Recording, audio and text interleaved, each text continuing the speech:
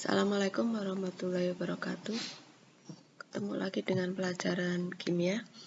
Hari ini kita akan melanjutkan materi yang kemarin, yaitu kalau kemarin kita sudah belajar struktur atom, sekarang kita akan belajar tentang bilangan kuantum.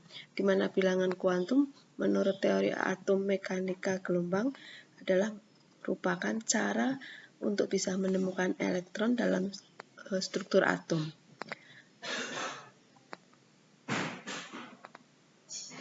Bilangan kuantum, pada teori mekanika kuantum dikenal istilah bilangan kuantum, yaitu bilangan yang dipergunakan untuk menentukan kedudukan suatu elektron dalam atom. Bilangan kuantum ada bilangan kuantum utama, bilangan kuantum azimut, bilangan kuantum magnetik, dan satu lagi bilangan kuantum spin. Ini kurang satu lagi. Jadi bilangan kuantum ada 4, bilangan kuantum utama, bilangan kuantum azimut, bilangan kuantum magnetik, dan bilangan kuantum spin. Bilangan kuantum utama kemarin sudah dibahas, azimut juga sudah, tetapi tidak ada salahnya kalau hari ini Ibu ulang sekali lagi. Bilangan kuantum utama menyatakan kulit tempat elektron berada, atau menyatakan nomor kulit atau tingkat energi. Ukuran orbital makin besar, maka N-nya makin besar pula. Bilangan kuantum utama mempunyai harga 1, 2, 3, 4, 5, 6, dan 7. Kalau N sama dengan 1, berarti itu namanya kulit K. N-nya sama dengan 2, berarti kulit L. N sama dengan 3, kulit M, dan seterusnya. Bilangan kuantum azimut atau L itu bilangan kuantum yang menyatakan subkulit, tempat subkulit elektron itu berada, menyatakan jenis subkulit. Harga bilangan kuantum azimut yaitu dari 0 sampai dengan N-1. Untuk setiap harga N terdapat N buah harga L. Kalau L-nya sama dengan 0, itu namanya subkulit S. L sama dengan 1, namanya subkulit P. L sama dengan 2, subkulit D, dan L sama dengan 3, itu namanya subkulit F. Jadi, bilangan kuantum azimut itu diberi lambang L. Kalau nanti dalam perhitungan ketemu L-nya sama dengan 0, itu nama subkulitnya adalah S. L sama dengan 1, berarti nama subkulitnya P. L sama dengan 2, itu sama dengan subkulit D, dan L sama dengan 3, itu subkulit F.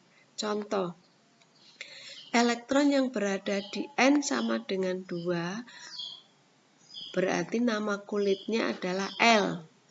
Nah, nilai L-nya adalah dari 0 sampai dengan N dikurang 1. Maka L-nya 0, N dikurang 1, 2 dikurang 1 sama dengan 1. Jadi, untuk elektron yang berada di N sama dengan 2, itu berada di kulit L namanya.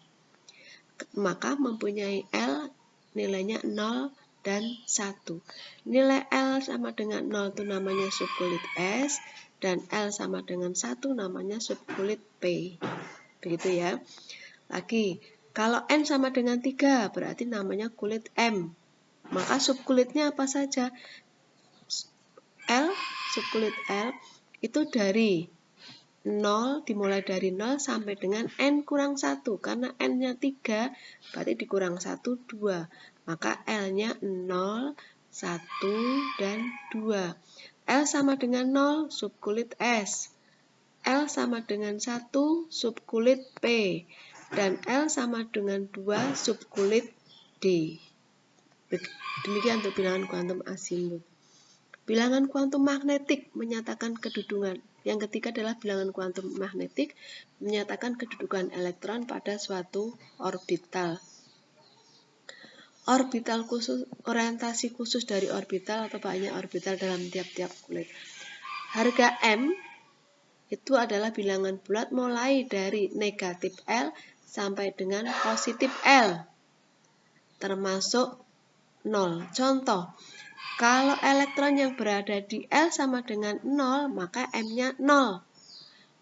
Karena M ini menyatakan jumlah orbital, M-nya hanya 0 saja, maka dikatakan jumlah orbitalnya 1. Hanya di nilai 0. Kalau L sama dengan 1, tadi M-nya adalah negatif L sama dengan positif L. Maka kalau L-nya sama dengan 1, M-nya negatif 1, kemudian 0 naik ya, dan positif 1. Sehingga jumlah orbitalnya ada 3. Di negatif 1, 0, dan positif 1. Kalau L sama dengan 2, maka M-nya dari negatif 2 sampai dengan positif 2. Maka negatif 2, negatif 1, 0, positif 1, dan positif 2. Sehingga berapa jumlah orbitalnya? Jumlah orbitalnya adalah 5.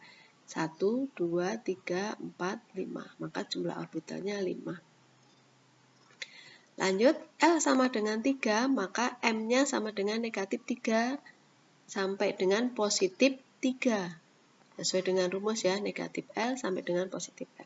Negatif 3, negatif 2, negatif 1, 0, positif 1, positif 2, positif 3. Sehingga jumlah orbitalnya semua ada 7.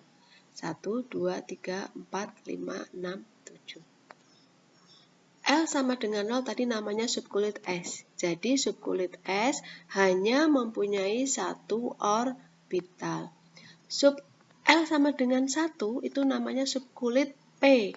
Maka subkulit P mempunyai 3 orbital. L sama dengan 2 itu namanya subkulit D. Jadi subkulit D mempunyai 5 orbital. L sama dengan 3 namanya subkulit F. Maka jumlah orbitalnya 7. Atau secara umum bisa juga menggunakan rumus M sama dengan 2L plus 1. Kalau L-nya sama dengan 0, 2 kali 0, 0 ditambah 1, berarti orbitalnya ada 1. Sama. Ya. Kalau L-nya sama dengan 2, 2 kali 2, 4 ditambah 1, 5. Maka L sama dengan 2, jumlah orbitalnya 5. Dan contoh soal. Suatu elektron mempunyai bilangan kuantum N sama dengan 2, terletak di kulit manakah elektron tersebut dan berapakah jumlah elektronnya?